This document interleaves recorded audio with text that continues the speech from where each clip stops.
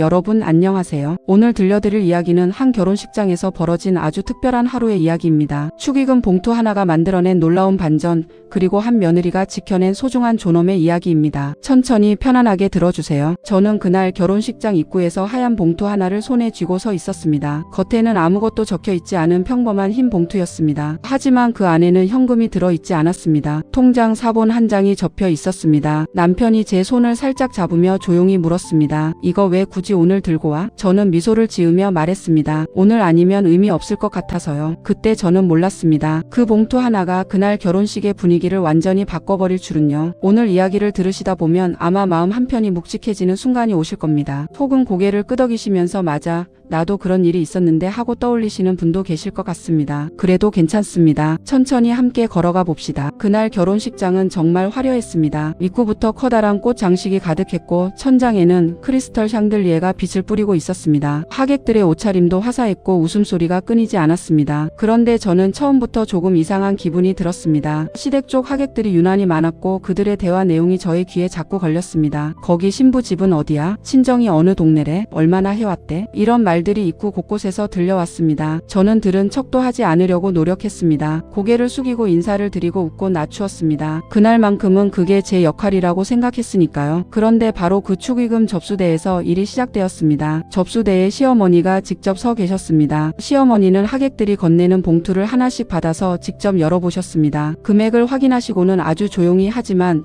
분명한 목소리로 말씀하셨습니다. 이쪽은 앞줄로 안내해드리고 저쪽은 뒤쪽으로. 저는 순간 귀를 의심했습니다. 제가 잘못 들은 건가 싶어서 다시 귀를 기울였는데 들을수록 분명했습니다. 저는 조심스럽게 다가가서 말했습니다. 어머니 지금 뭐 하시는 거예요? 시어머니는 전혀 당황하지 않으셨습니다. 아주 자연스럽게 당연하다는 듯이 대답하셨습니다. 결혼식도 체면이야. 사람 급은 이런 데서 갈리는 거지. 그 말이 정확히 그 순간 제 귀 깊숙이 박혔습니다. 여러분 한번 생각해보세요. 결혼식은 두 사람이 평생을 함께하겠다는 서약을 하는 날입니다. 가족들이 한자리에 모여 기쁨을 나누는 날이고 새로운 가족이 탄생하는 날입니다. 그런 날에 봉투 안에 금액으로 사람의 자리를 정한다는 것이 과연 옳은 일일까요? 저는 그 순간 뭔가 단단한 것이 제 마음속에서 조금씩 금이 가기 시작하는 걸 느꼈습니다. 그날 이후로 제 기억 속에 선명하게 남아있는 건 계속되는 비교의 말들이었습니다. 시댁 어른들 사이에서 은근히 오가는 말들. 사돈 쪽은 얼마 했대? 우리 쪽은 기본이 100이야. 이런 말들이 식장 여기저기서 작게 들려왔습니다. 마치 결혼식장 전체가 하나의 거대한 금액 계산표가 된 것 같았습니다. 그리고 저는 결국 가장 보지 않으려 했던 장면을 보고 말았습니다. 본식이 시작되기를 기다리는 동안 하객들이 자리를 잡아가는 그 시간에 제 부모님이 식장 가장 뒷자리에 조용히 앉아 계셨습니다. 주변에는 아는 분도 없으시고 누가 특별히 챙겨드리는 것도 없이 그냥 두 분이서 조용히 앉아 계셨습니다. 아버지는 두 손을 가지런히 무릎 위에 모으고 계셨습니다. 어머니는 웃고 계셨습니다. 하지만 그 웃음이 어떤 웃음인지 저는 알고 있었습니다. 억지로 지어내는 웃음이었습니다. 아무렇지 않다는 것을 스스로에게도 저에게도 보여주려는 웃음이었습니다. 저는 그 웃음을 보는 것이 너무나 힘들었습니다. 식이 시작되기 조금 전 시어머니가 저를 따로 부르셨습니다. 식장 한쪽 구석으로 걸어가시며 물으셨습니다. 너희 부모님 축의금 얼마나 하셨어? 저는 잠시 말문이 막혔습니다. 그리고 물었습니다. 그게 왜 중요해요? 시어머니는 전혀 주저하지 않으셨습니다. 중요하지. 앞줄 앉히려면 기준은 맞춰야지. 저는 그 말을 들으면서 잠시 입을 다물었습니다. 머릿속에서 여러 말들이 소용돌이쳤습니다. 하고 싶은 말이 너무 많았습니다. 하지만 저는 결국 고개를 숙이며 말했습니다. 죄송합니다. 그 두 글자가 그날 제가 할 수 있는 전부였습니다. 그게 참 많이 아팠습니다. 식이 시작되고 하객들은 웃고 박수를 치고 축가가 울려 퍼지고 사진사의 플래시가 터졌습니다. 모두가 행복해 보이는 그 순간에도 저는 계속 마음속으로 가장 뒷줄에 앉아 계신 부모님 생각이 떠나지 않았습니다. 아버지의 굳은 어깨, 어머니의 억지 미소가 머릿속에 자꾸만 아른거렸습니다. 그리고 본식이 끝나고 피로연 자리로 자리를 옮기는 그 잠깐의 시간이었습니다. 하객들이 움직이고 사람들이 뒤섞이는 그 틈에 제 조카가 작은 발걸음으로 제 곁에 다가왔습니다. 7살짜리 조카였습니다. 눈이 크고 무엇이든 궁금한 것이 많은 아이였습니다. 조카가 제 옷자락을 살며시 잡아당기더니 속삭였습니다. 이모 왜 할아버지는 맨 뒤에 앉았어? 그 한마디였습니다. 그 작고 순수한 질문 하나가 제가 그날 온 힘으로 쌓아 올리고 있던 무언가를 순식간에 무너뜨렸습니다. 7살 아이의 눈에도 이상해 보이는 것이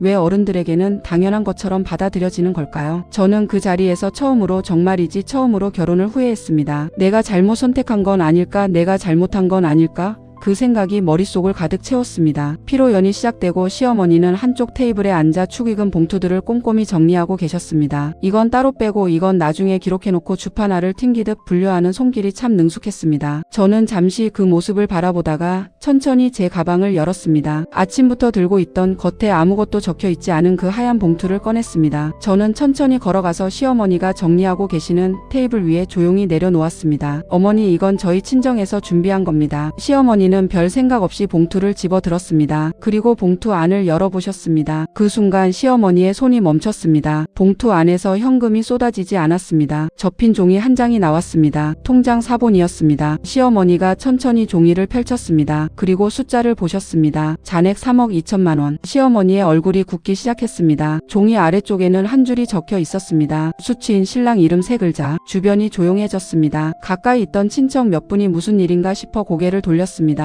시어머니가 떨리는 목소리로 말씀하셨습니다. 이걸 왜 이제야? 저는 웃지 않았습니다. 그냥 담담하게 아주 천천히 말했습니다. 아버지가 딸 결혼 자금으로 평생 모아두신 겁니다. 부동산도 팔고 퇴직금도 보태고 30년 동안 모으신 돈입니다. 오늘 사람의 급을 가르는 날이라고 하셔서 저도 가져왔습니다. 그 순간 시어머니의 얼굴이 완전히 굳어버렸습니다. 앞줄 뒷줄 그 모든 기준이 한순간에 무너졌습니다. 조금 전까지 뒤쪽에서 조용히 앉아 계시던 두 분의 부모님을 향해 시선들이 몰렸습니다. 저는 조용히 몸을 돌려 부모님 쪽으로 걸어갔습니다. 아버지 앞에 서서 말했습니다. 아버지, 어머니 앞으로 가세요. 아버지는 잠시 저를 바라보셨습니다. 그 눈빛 안에 오늘 하루 동안 느끼셨을 서운함, 딸이 걱정될 마음, 그래도 웃어야 한다는 생각, 그 모든 것들이 담겨 있었습니다. 아버지는 잠시 후 처음으로 환하게 웃으셨습니다. 진짜 웃음이었습니다. 피로연이 끝나고 하객들이 하나둘 자리를 떠나기 시작했습니다. 저는 남편 곁에 서서 인사를 드리면서도 부모님이 나가시는 방향을 계속 눈으로 쫓았습니다. 부모님이 식장 출구 쪽으로 걸어가시는 것이 보였습니다. 저는 잠시 실례를 구하고 빠르게 걸어가 부모님 앞에 섰습니다. 어머니가 제 손을 꼭 잡으시더니 조용히 말씀하셨습니다. 괜찮니? 저는 웃으며 고개를 끄덕였습니다. 네, 어머니, 괜찮아요. 아버지는 아무 말씀도 하지 않으셨습니다. 그냥 제 어깨를 한번 토닥여 주셨습니다. 그 손길 하나가 제가 그날 받은 가장 큰 선물이었습니다. 저는 부모님이 식장 문을 나서실 때까지 그 자리에 서서 바라보았습니다. 그제야 어머니가 진짜 웃음을 지으셨습니다. 억지가 아닌 마음에서 우러나오는 그런 웃음을요. 그날 이후로 저는 오랫동안 그 하루를 되새겼습니다. 잠들기 전에도 밥을 먹다가도 문득 그날의 장면들이 스쳐 지나갔습니다. 그리고 조금씩 아주 천천히 몇 가지를 깨달았습니다. 첫 번째로 깨달은 것은 사람의 가치는 봉투 안의 숫자로 정해지지 않는다는 것입니다. 이건 당연한 말처럼 들리지만 실제 삶 속에서 이걸 온전히 지키는 것은 쉬운 일이 아닙니다. 우리 사회는 늘 숫자로 사람을 평가하려 합니다. 연봉, 집값, 학벌, 자산, 그 숫자들이 그 사람을 설명한다고 믿게 만듭니다. 하지만 저의 아버지는 평생 묵묵히 일하시고 딸을 위해 30년을 모으신 분입니다. 그 30년의 마음이 봉투 하나의 두께로 판단받을 수는 없습니다. 두 번째로 깨달은 것은 침묵이 항상 미덕은 아니라는 것입니다. 저는 그날 오전 내내 참았습니다. 들어도 못 들은 척, 보여도 못 본 척, 상처를 받아도 괜찮은 척 했습니다. 그것이 어른스러운 행동이라고, 며느리로서 해야 할 일이라고 생각했습니다. 하지만 조카의 한마디가 제게 알려주었습니다. 잘못된 것은 잘못되었다고 말할 수 있어야 한다는 것을요. 참는 것과 지키는 것은 다릅니다. 저는 그날 참는 사람이 아니라 지키는 사람이 되기로 마음을 정했습니다. 세 번째로 깨달은 것은 진짜 가족이란 누가 앞줄에 앉느냐로 결정되는 것이 아니라는 것입니다. 결혼이라는 것은 두 집안이 만나는 일입니다. 그 만남이 아름다우려면 서로를 존중해야 합니다. 금액의 크기가 아니라 마음의 크기로 서로를 바라봐야 합니다. 그날 뒷자리에 앉아 계시던 아버지와 어머니의 모습이